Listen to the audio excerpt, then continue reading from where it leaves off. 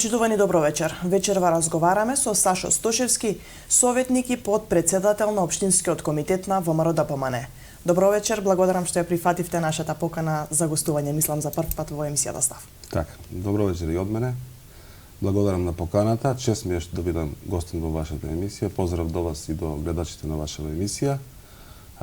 Пред да почнеме со прашања и одговори, би сакал да го искористам местото да на сите припаднички на понежниот пол да им го честитам престојниот празник 8 март, денот на жената.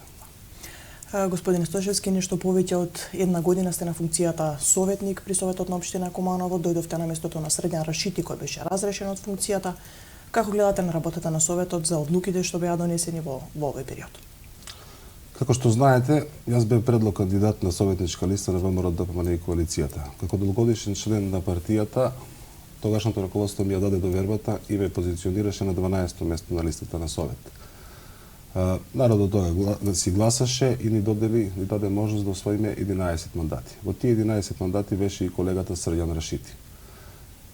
Со почеток на работа на овој состав на Совет, тој беше во нашата коалиција, меѓутоа откога се случија некои пазарања на централното ниво, тој премина во коалицијата со СДСМ. Меѓутоа по известно време, откако тој после 3 неоправдани отсуства, а согласно деловникот за работа на Советот, тој беше разрешен од функцијата советник во општина Куманово, а со тоа се отвори и патот за верификација на мојот мандат кој се изврши на, мислам, 3 јануари 2019 година на 21 седница на Советот. Советот всушност работи согласно програмата за работа на Советот што ќе биде донесена во почетокот на годината и се настојува нормално да таа програма биде реализирана во целост, зашто инаку и би се донесла таа програма. Во минатата година одржаме вкупно 17 седници, од кои 16 редовни и една вонредна седница по повод земјотресот во соседната Албанија и една свечена седница која се одржа на 11 ноември по повод празникот 500 години од Куманово. Во текот на работењето во ова година беа донесени одреден број на одлуки, беа разгледани некои финансиски извештаи кои што беа доставени до нас, беа разгледани акциони планови кои што општинските служби ги доставија до нас, беа разгледани некои информации кои што општинските служби ги доставија до нас, но се разбира дека комплетната програма не ја реализираме. Зошто? Затоа што одредени информации, одредени извештаи општинските служби не смогнаа сила да ги достават до нас. На прашањето до председателот на Советот на општина зошто програмата не е реализирана во целост, ние не добиме некој конкретен одговор, меѓутоа добиме ветување дека во наредната година ќе се настојува целата програма да биде реализирана во целост. Сега од ово место ги охрабруваме и ги повикувам општинските служби да во понатамошниот период смогнат сила да ги изгодат извештаите и информациите на време и да ги стават на разгледување пред Советот на општината. За минатата година беше планирано да се одржат и 4 седници на советнички прашања. За жал, за една седница ни е укината можноста, зошто и како ќе треба да ја прашате председателката на Совет.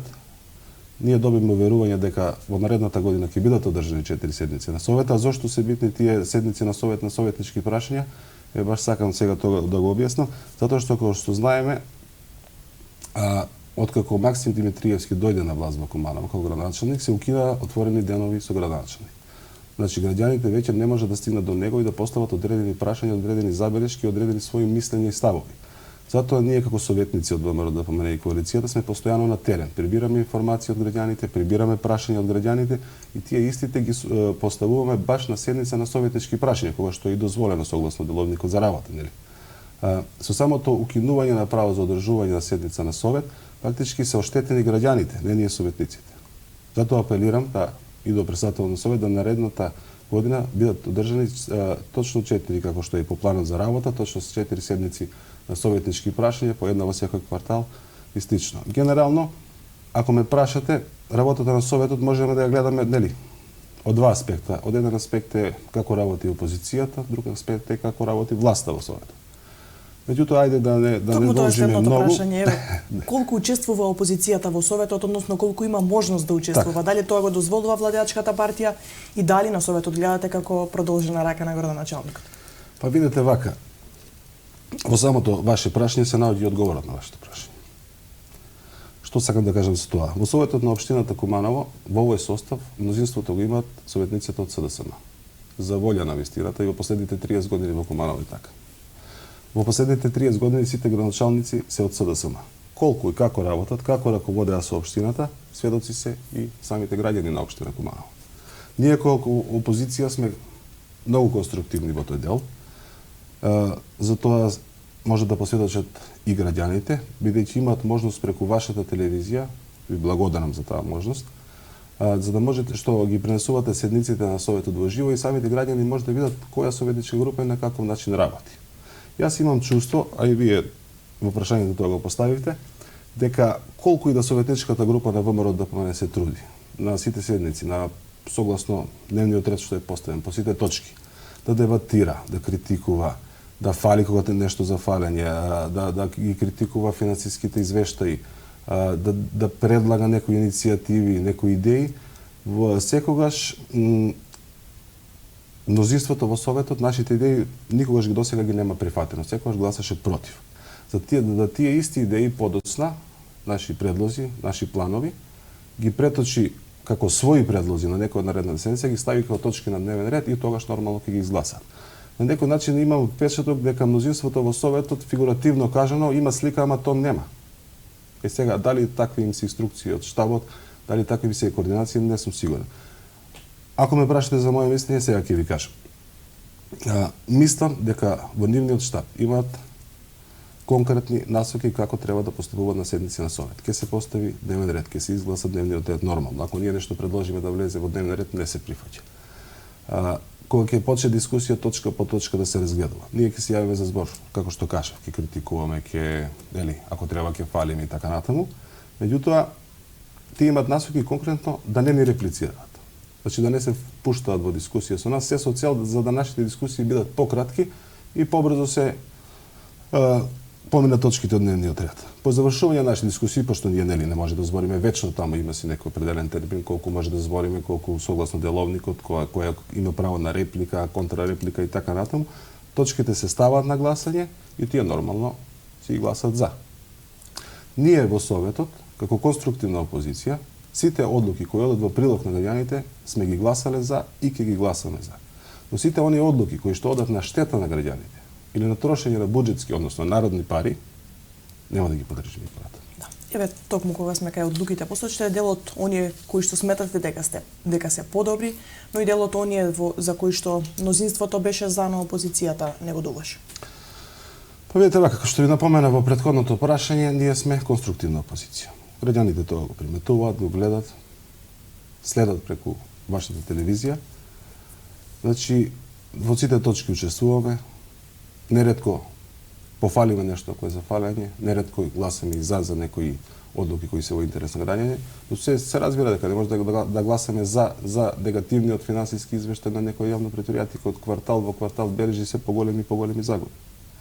Од оние одлуки кои што беа донесени во 2019 година, ајде ќе издвојам две, за кои власта сепак ги изгласа и ги донесе, а опозицијата беше против и до некој начин жестоко реагираше. Првата одлука за која што ние беме против беше одлуката за нови привремени вработувања во општината, односно за нови 25 привремени вработувања. Таа одлука беше донесена некако на седница на Совет која траеше до доцните утренски часови, до 2:30 некаде до 3 кај траеше, во која последна точка од дневен ред, кога сите се измориме по целодневна дискусија и така натаму, ја ставија на разгледување точка привремени вработувања во општината. Да не се разбереме погрешно. Значи, ние не сме против привремени вработувања во општината. Не сме против никакви вработувања доколку навистина има потреба за такво вработување. Ако општината ги шири своите надлежности, ако им нуди подобри услови на граѓаните, подобри услуги на крај крајeva, тогаш нормално е да има нови вработувања. Меѓутоа, свесни сме за пренатрупаноста на општинскиот апарат, за администрацијата, тие едноставно, како да ви кажам, веќе во општината еден со друг не се познаваат, пошто секој ден доаѓаат нови вработени. Тие немаат место кај да седнат во општината, немаат столче, немаат работни задачи, бидејќи нема што да работат.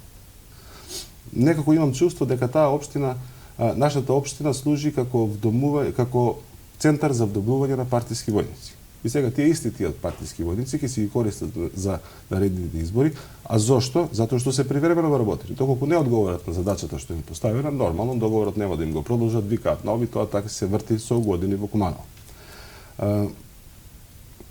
финансиската состојба на општината е слаба, не е на завидно ниво некоја, и сега наместо тие пари што треба да ги дадеме за тие више го работени лица, можеме да ги пренасочиме за некој инфраструктурен проект, например за канализација во населба Ливаде, во населба Карпош. Пример за канализација во Тромеѓа, не е битно. За училишен двор во населбата Иго Тричковиќ. Значи има каде да се употребат парите. Ние знаеме дека од буџетот на општина 60% и повеќе се трошат на плати и придоноси од плати. А ние уште го ја зголемуваме таа ставка во расходната страна. За друга одлука која што беме против, исто така жестоко реагиравме, е одлуката за набавка на 6 нови возила за потребата на општинската администрација. Како што напоменав, финансиска состојба во општина лоша, знаеме дека е лоша. Од друга страна, знаеме дека општината располага со возен парк од некаде 9 или 10 возила со година на производство од 2006 до 2010 година. Значи во солидна состојба, не викам најдобра, солидна. Одлуката за набавка на нови возила градоначалникот ја правдаше со тоа што белеше дека за тие возила се трошат огромни средства за нивно одржување, огромни парични средства за тековно одржување, за регистрација, за поправка на возила, не знам, за ремонти, за она, за ова и така натаму. За да општината ги намали трошоците, тој ја правдаше одлуката, сега ќе овие возила ќе ги оттуџиме, нели? За сметка на тоа ќе набавиме нови 6 возила. Први пат планираме беше тие 6 возила да ги набават по пат на оперативен лизинг, па после нешто као грешка техничка у тоа предлогот, да го преправи во финансиски лизинг. Но сега, размислете, сепак за тој финансиски лизинг се плаќаат определени рати, определени камати, каска, осигурување и така натаму, значи трошокот на општината и понатаму иде. И понатаму си оди. Сега, да биде апсурдот уште поголем. Тие исти возила за кои правиме, нели, општината имаше големи трошкови за одржување, ги даваме на трајно користење на јавните предпријатија. Јавни предпријатија кои едва врзуваат крај со крај, ги опторуваме со сега според градоначалникот, нели, стари возила за кои огромни средства се трошат за нивниот сервис, за нивното одржување. Затоа беме против одлуката. Не затоа што ние не сакаме да го обновиме возниот парк на општината, него затоа сме против одлуката затоа што на нерационален начин се трошат народните пари. Има ли според вас инфраструктурни проекти во Куманово, ги исполнили ветувањата градоначалникот кои што им ги даде на граѓаните? Па видите вако, ако ме прашувате за ветувањата на градоначалникот, тука можеме да дебатираме 2-3 емисии. Но ако навистина ме прашувате што од неговите ветувања има остварено, можам слободно да кажам дека не можам баш да ви дадам некој конкретен одговор. Пред мене е програмата на Максим Димитриевски, која тој имаше на претходниве локални избори, еве, да се подсетиме на дел од неговите ветувања. Прво, ветуваше изградба на 2 нови детски градинки и реконструкција на постоечките објекти. Ништо тоа. Процент на реализација сега за сега 0. Изградба на ново основно училиште. И од тоа ништо. И тука е процент на реализација 0. Изградба на киносала или кино на отворено. И тука е процент на реализација 0%. Субвенционирање на велосипеди. Процент на реализација 0. Изградба на велосипедски патеки. Исто така процент на реализација 0%. Да не ги заборавиме капиталните, нели, проекти што Максим Димитриевски ги имаше во неговата предизборна раскошна програма, како да кажам. Тоа се водоснабдување на општината со изградба на цевковод Куманово-Липково. Со прст се нема мрднато да овој проект се реализира. Исто така процент на реализација 0. Справување со отпад и дислокација на постоечката депонија. Овој проект требаше да се реализира до рок 2020 година. Далеко сме до реализација на овој проект. И тука е реализација 0%. Довршување на мрежата за гасификација. Самите се свесни дека воопшто не се шири мрежата на гасификационата мрежа, а камоли да ја довршиме. И тука е реализација според мене 0%. Изградба на катни гаражи. Ако не се лажам, во предизборијето Максим вети изградба на 5 нови катни гаражи, а ние до сега имаме направено само една, и тоа не е катна гаража, туку монтажно скеле поставено во центарот на град Куманово. Реализација 0%. Уредување на градскиот плоштад и пешачко поврзување на двата плоштада, како и бежичен бесплатен интернет. Повторна реализација 0%. Целосна регулација на речно корито. Повторна реализација 0%. Изградба на нов административен деловен објект. Повторна реализација 0%. И тука нема ништо. Нов генерален урбанистички план. Замислите, 2020 година ние немаме генерален урбанистички план во општината. Луѓето во околните населби не може да градат затоа што немаат урбанистички план. Решавање на проблемот со атмосферска канализација. Баш ова прашање јас го постави на една седница на советнички прашања до одговорните лица во општината. Ми одговорија, немаме начин како да го решиме, нема решение на проблемот. А вамо го има ставено во програмата.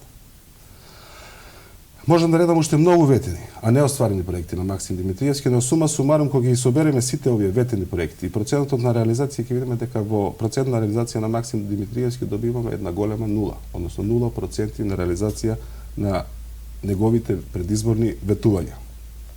Но мене тоа и не ме чуди, дали во предизборието СДСМ секогаш ветува се и сешто. Што викаат кумановци, ветува брда и долини, нели? Меѓутоа, во реалноста гледаме дека се што е ветено не е остварено. Се навратиме назад, ни се ветуваше плата од 500 евра. Ништо од тоа. Далеко сме.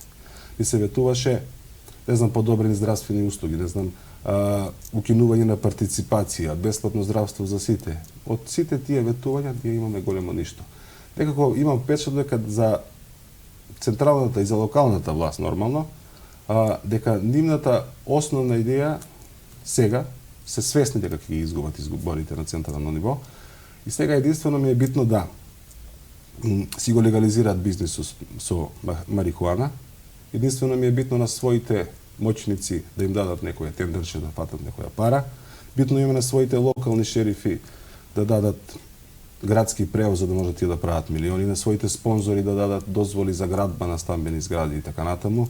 Бензински пумпи нивни да работат непречено и така натаму. Значи народот веќе ова го свати. Тој веќе не верува во вишарени лаги. Народот знае дека ВМРО ДПМН она што го вети го остварува. Тоа ќе го видите на 12 април. Ја споменавте катната гаража, токму катната гаража, кружниот тек, но и неколкуте паркинзи требаше делумно да го реши проблемот со метежот во сообраќајот во градот. Се направили нешто на ова прашање? Па видите вака, сообраќајниот метеж е проблем со кој Куманово се соочува повеќе од 10 години сега, да бидеме реални, тоа не е нешто од денеска или од владењето на актуелниот градоначалник. И тоа имам впечат дека ни претходните градоначалници, ни пак Максим Димитриевски прави нешто да овој сообраќајни метеж го реши. Како што вие кажавте, со изградба на кружен тек на сообраќајот, така ме прашавте. Да бидеме реални, на тоа место никогаш и немало метеж во сообраќај.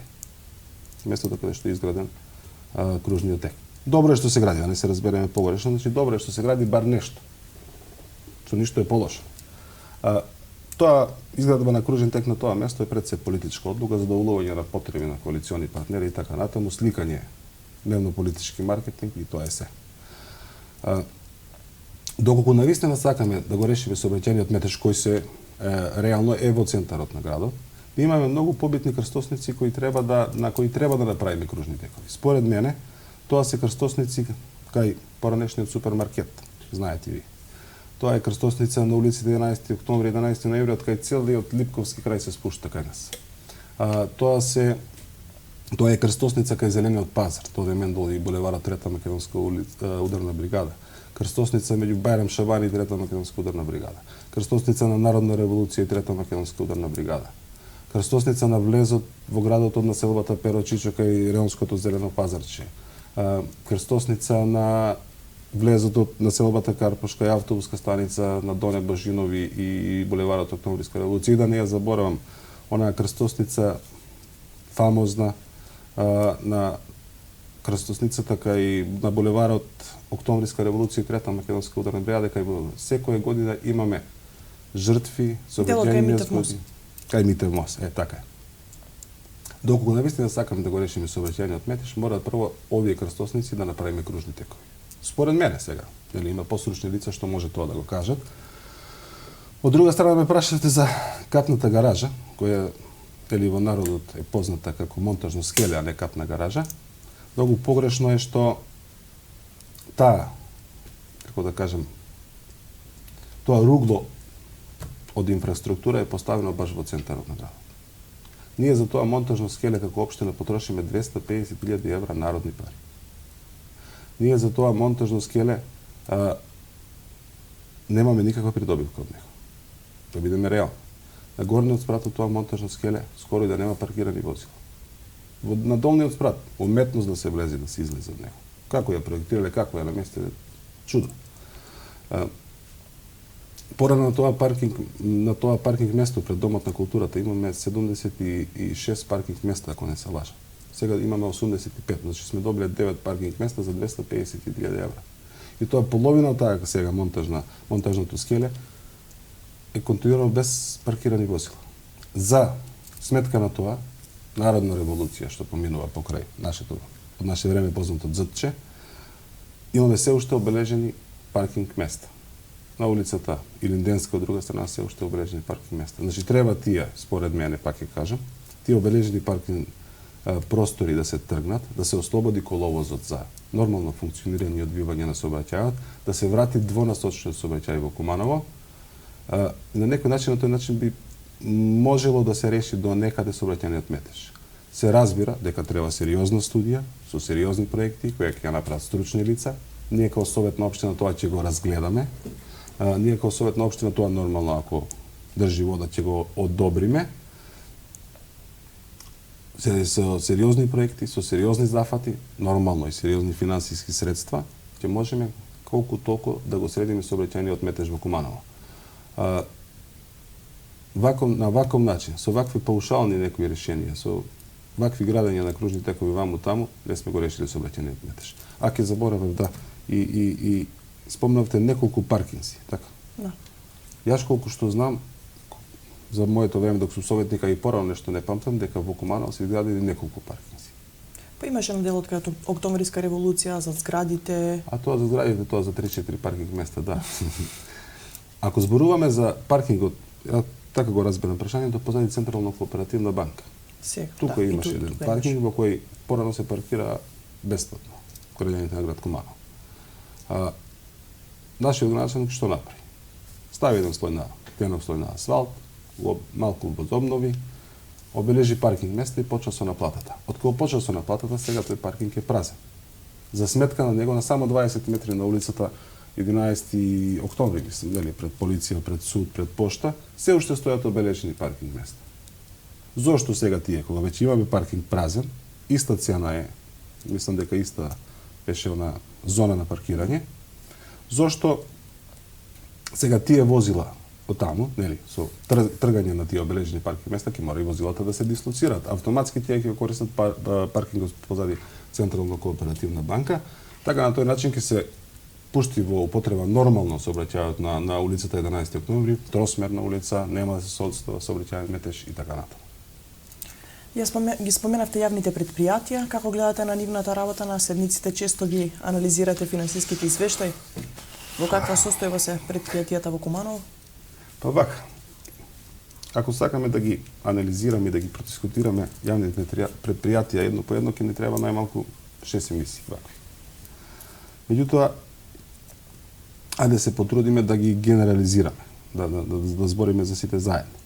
Пред се, јавните предпријатија се, да видиме, нели, тие се основани со одлука на Советот заради давање на определени услуги на граѓаните, секој во својата област. Јавно предпријатие чистота, за собирање на смет, транспортирање на смет и така натаму. Јавното предпријатие водовод за снабдување на домаќинства со вода за пиење, со одводна, со канализација и така натаму. Јавно предпријатие Куманово паркинг за паркирање на возилата.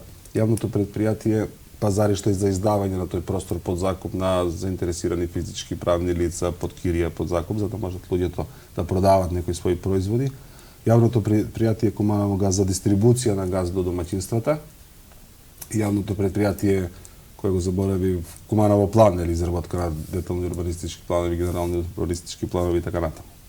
За сите овие услуги што јавните предпријатија им ги даваат на граѓаните, тие наплатуваат определен месечен надомест. Тој надомест може да биде, нели, во потрошен кубик вода, во потрошен кубик газ, во месечен паушал за изнесување на смет, потоа може да биде во наплата на паркинг место сат, два или таму како одеше со овие зониве, може да биде со закупнина од тезги и така натаму. Меѓутоа, имаме впечаток дека сите тие прибрани средства не се доволни за нормално функционирање на тие јавни предпријатија. што е проблемот, зошто не се доволни? Проблемот е следниот. Тврдам одговорно дека јавните претпријатија во Куманово се превработени. Односно, имат многу лица вработена во нив и не можат финансиски да обезбедат финансиска стабилност. Тоа не е ново, тоа е последните 30 години. Сите знаеме дека ако не си член на СДСМ и нивната коалиција, ти не можеш да се вработиш во чистота и зеленила. Ако не си член на СДСМ и коалицијата, не можеш да се вработиш во водовод, тоа не е ништо ново, тоа знае цело Куманово. Најголемиот расход нивен е во плати и придонеси од плати. Најголемиот исто голем расход е во нивните репрезентации, не знам какви се тие репрезентации. Голем расход се прави во нивното работење во тековно одржување на возила. Сите имаат за старен возен парк, не може да го обноват. Ние не бараме тие претпријатија да прават некои профити, да прават некои добивки, да прават не знам што. Бараме да останат на некоја позитивна нула, за да можат нормално да функционираат, граѓаните да бидат задоволни, услугите да бидат како што треба да бидат и така натаму. Тука постои уште еден проблем. Проблемот во тоа што самите јавни претпријатија ги мешаат надлежностите. Како мислам ги мешаат. Вака, јавното претпријатие Пазаришта, на пример, како што напоменав, главната цел, главната задача му издавање на тезги под закуп, на простор под закуп на заинтересирани физички правни лица, кои што месечно си плаќаат или годишно надоместо некој попуст таму ваму и со тоа остваруваат профит. Наместо тие да се фокусираат да тоа го подобрат, да направат подобра наплата, да издадат повеќе простор, тие се занимаваат со паркирање на возила на некој паркинг. Тоа е всушност се работа на јавно претпријатие Куманово паркинг. Јавното претпријатие Чистота, на пример. Основна дејност му е транспорт, изнесување, складирање на смет, одржување на улици, одржување на земни површини, навремено изнесување на сметот од садовите за смет и така натаму. Тоа се занимава со стопанисување со базен. Каква врска има базен со јавно претпријатие Чистота и зеленила? Тоа се занимава со угостителски објекти. Каква врска има Чистота и зеленила со ресторан во Меморијален центар Пеници? Наместо да се фокусираат на она за што се платени, тие трошат време и енергија за непотребни работи. Тие бележат пешачки премини и како беше и обележуваат паркинг места. Па нели е тоа работа на Куманово паркинг? Од друга страна, како ќе заборавав, јавното претпријатие Куманово план. Минатата година кога беше донесена одлука да се формира тоа на јавно претпријатие, ние како советничка група бевме против таа одлука. Зошто бевме против таа одлука? Зашто и тогаш укажуваме дека ова претпријатие не може да обстане, не може да работи. Еве де помина цела година, јавното претпријатие е во долг повеќе од 50.000 евра. Само тоа јавно претпријатие е пример како не треба да се работи во Куманово. Друго се ќе ви биде јасно. Во едно од прашањата ја споменавте гасификацијата, посочивте дека не се шири доволно. Според вас зошто? Што е проблемот? Еве неколку години Куманово се обидува, нема ли интерес кај граѓаните или пак проблемот е во менаџерскиот? Па вака. Знаете дека во последните години се соочуваме со проблемот со аерозагадувањето, со загадениот воздух и со присуство на PM10 честички во воздухот. И сега сите ние диагностицираме на некој начин дека најголемиот загадувач на воздухот се всушност домаќинствата и грејните тела. Односно, луѓето во домаќинствата се загреваат со некои цврсти горива, течни горива, мазут, нафта, кокс, јаглен и не знам така. Сега, за да го надминеме проблемот со аерозагадувањето, најдобро и најбрзо решение е гасификација на Куманово. Да, општината дава субвенции за гасификацијата, мислам дека по 100 евро од домаќинство. Сега излегува дека пак тоа се многу пари, некаде 600 до 700 евро излегува приклучок на газ. Точно е, ако сакате ќе ви дадам и точен податок. Значи, минатата година само 50 домаќинства, само 50 индивидуални стамбени објекти се приклучени на гасификациона мрежа. Ако продолжиме ние со ова темпо на работа, ќе ни треба не 100, 200 години ќе ни треба да го гасифицираме целото Куманово. Значи, проблемот сега дали е во менаџерскиот тим? Може би. Во Куманово Газ имаше стручни лица кои пред месец дена ја напуштија работа. Куманово Газ остана без стручни лица. Куманово Газ имаше пред месец дена една хаварија, еден квар на системот, каде што од текот на месец јануари 10 дена станарите на потегот на Октомвриска револуција, па мислам дека и цело Куманово остана без грење. Со едно штуро соопштение се работи на поправка нас и тоа е тоа. Во сред грејна сезона ние немаме газ 10 дена. Во нашата програма, во работењето на ВМРО ДПМН, имаме конкретни проекти. Планирано е да во областа на гасификација, да даваме субвенција на секое домаќинство и тоа 100%. Значи не 100 евра, него 100%. Секое домаќинство што ќе сака да се приклучи на газ може да се приклучи бесплатно. Друго, ветуваме во програмата дека ќе намалиме бирократијата и документацијата потребна за приклучок на газ, пошто сега навистина е голема бирократија и голема администрација има во самите документи. Ние ветуваме дека тоа ќе го намалиме и газот ќе дојде до секој домаќинство. Ветуваме субвенции во секој град, не само во Куманово. Како е СДСМ што ветува сега во Скопје, ќе има инвертери во Гостивар, ќе има во Кичево, ќе има вамо во Куманово, нема. Не, ние викаме, велиме во на сите домаќинства во цела Македонија. Граѓаните знаат дека она ВМРО што го вети го исполнува. Тие тоа ќе го препознаат и на наредните избори ќе гласаат за нас. На тој начин ќе помогнеме и на општината Куманово и во надминување на проблемот со аерозагадување и на некој начин ќе му помогнеме на јавното претпријатие Куманово газ. Изминативе години иста партија управува со државата, но како што споменавте со Куманово и последниве 30 години скоро. Така. Во моментов и актуелниот премиер Оливер Спасовски е од Куманово. Сметате ли дека СДСМ направил доволно за градот за овој период? Па вака, од страна на градоначалникот на општината, па и од страна на централната власт, со нивно доаѓање на власт се зборуваше дека на Куманово државата му должи. Куманово не напредувало затоа што 11 години претходно на власт било ВМРО ДПМН. Да, и дека ВМРО ДПМН не вложило ниту денар во Куманово. Тоа е како кочничар нели на сето. Тоа Куманово затоа не треба да напредува и слично. Меѓутоа сега имаме сосема друга слика. Пред 3 години централната власт ја води СДСМ, локалната власт ја води исто така СДСМ. Во првите изјави Максим Димитриевски велеше дека конечно ќе дојде време нели на Куманово државата да му се раздолжи, ќе има вакви проекти, ќе има онакви проекти, ќе има ова, ќе има она. Помина 3 години, нема ништо од тоа. Сега излегува истиот наш градоначалник со изјава дека после 2 години и вели сега државата повторно не му се доволно раздолжи на Куманово, му остана должна онова. Не само што не му се раздолжи државата на Куманово, туку таа направи уште полошо. Досега во историјата на град Куманово никогаш досега нема одземено ингеренции врз работењето на градоначалникот и на советот на општината. Тие ингеренции му ги одзема поранешната министерка за труд и социјала Мила Царовска на нашиот градоначалник и на советот на општината врз работењето на градинката. Од друга страна, во ова прашање дали беше содржано и кои инфраструктурни проекти имат направено нешто за ургентен центар. Добро е што на некој начин СДСМ продолжува со реализација на проектите на ВМРО ДПМН.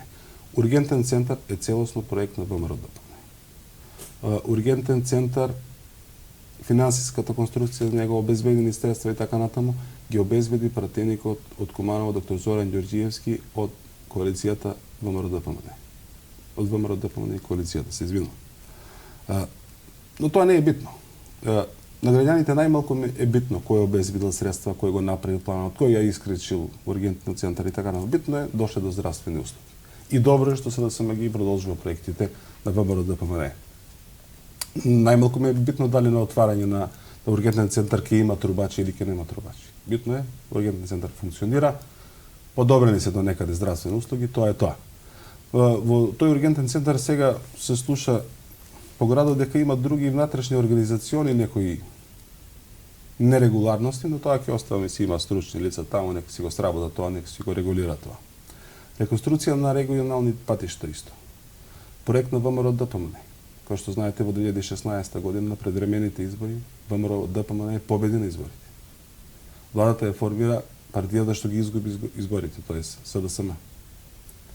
Но сепак, добро е што тие наши проекти тие ги довршуваат. Ја со договорно тврдам дека тие немаат нито еден проект во инфраструктурата.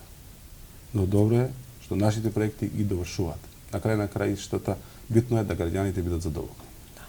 Најавена подолг период се најавуваше всушност гасификацијата на Кумановската болница, која и оваа сезона сепак се затоплуваше на мазут.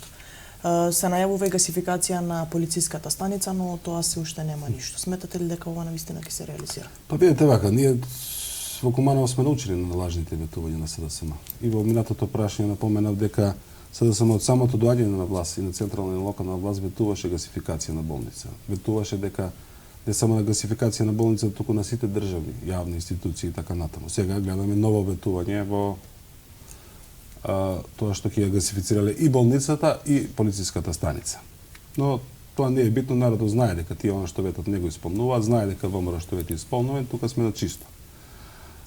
Јас би бил најсреќен како Сашо Стошевски доколку болницата беше гасифицирана уште на почетокот на нивниот мандат, затоа што на некој начин ќе се спасеме сите од аерозагадувањето, на некој начин ќе дишаме почист и посвеж воздух.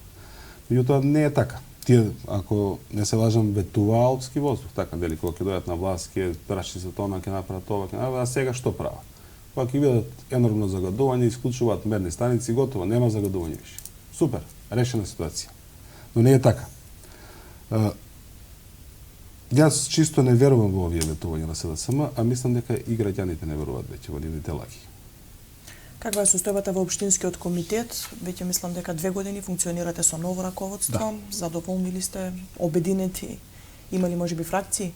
Па видете така, партијата ВМРО ДПМН во која јас членувам од 1995 година и тоа првин како член на Унијата на млади сили, потоа ги поминав сите скалила во партијата, како член на КИМ, секретар на месен комитет, председател на месен комитет Карпош и сега извршувам функцијата председател на подпредседател се извинувам на општински комитет Куманово. Нормално е да една голема политичка партија од време на време ги менува раководните структури, нели на некој му истече на мандатот, некој се заморил, некој сака да биде променет, некој бара да биде променет и така натаму. Да некој му се продолжува уште еден мандат согласно статутот на партијата и така натаму. Од ова место што седам сега, сакам да се заблагодарам на сите претходни раководства на Општинскиот комитет Куманово, сакам да им се заблагодарам на сите претходни раководства на униите на млади сили, на униите на жени на град Куманово, за сето оно што го имат направено за ВМРО ДПМН, за нивното действување, за нивниот ангажман во партијата во Куманово. Функцијата која што е во моментот ја извршувам, ми представува особена чест и задоволство, меѓутоа од друга страна и голема одговорност. Одговорноста да се биде подпредседател на најголем општински комитет во Куманово. Но се ја не се плашам од одговорноста. Сигурен сум дека со моето искуство и со мојот бекграунд во партијата ќе допринесам за зголемување на бројот на гласовите на контото на ВМРО ДПМН во Куманово. Општинскиот комитет во Куманово е сплотен како никош досега. Функционираме како еден. Секојдневно заседаваме, секојдневно се дружиме. Имаме состаноци со местни комитети. Општинскиот изборен штаб функционира. Во секојдневно заседание смо. Значи, верувајте, работиме како еден, тимски. Веќе сте на терен меѓу граѓаните, се отвараат штабовите. Кои се проблемите, предлозите, задоволството од нив, односно реакциите? Ете, ние како членови на ВМРО ДПМН активисти, ние сме постојано на терен, постојано меѓу граѓаните. Добро, сега видливо е дека во последниве 3 месеци нели сме поактивни избори, се тоа е реалноста. Во изминативе 2 месеци имаме поминато повеќе од 10.000 домаќинства. Нашите тимови во разговор со нашите сограѓани дојдоа до одредени заклучоци, дојдоа до проблемите што граѓаните ги имаат. Не дека ние не ги знаеме, ние точно знаеме со какви проблеми се соочуваат граѓаните, но не е лошо да чуеме повторно од нив, да ги рефрешираме нашите знаења, што се вели. Тие сознанија директно од терен ги сублимираме, ги испратиме во централата во партијата и се надевам дека дека сум сигурен дека дел од решенијата за овие проблеми ќе се најдат во изборната програма на ВМРО ДПМН. Ако ме прашате со какви проблеми се соочуваат граѓаните се соочуваат пред се со екзистенционални проблеми. Што сакам да кажам? Сакам да кажам дека едва врзуваат крај со крај. Знаете дека секојдневно се зголемуваат животните трошкови, а платите се тие какви што се. Граѓаните изгубија довера во судството. Секојдневно гледаат нарачани пресуди, нешто обвинители, местники на судии, не знам, рекет 1, рекет 2, рекет 3, уште што неки излезе. Здравствениот систем е во колапс. Имаме одлив на здравствени работници.